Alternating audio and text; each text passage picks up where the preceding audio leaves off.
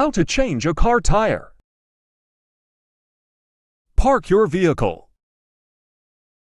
Grab your spare tire.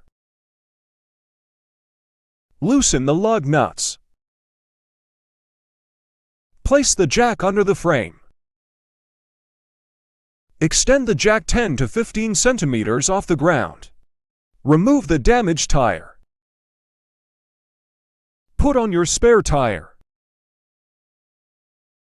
Put the lug nuts on using your hands and tighten. Unextend the jack until the vehicle is back on the ground. Tighten the lug nuts using a wrench or wheel spanner. Drive at 50 miles per hour and get your wheel replaced immediately. Like, comment, and subscribe for more tutorials.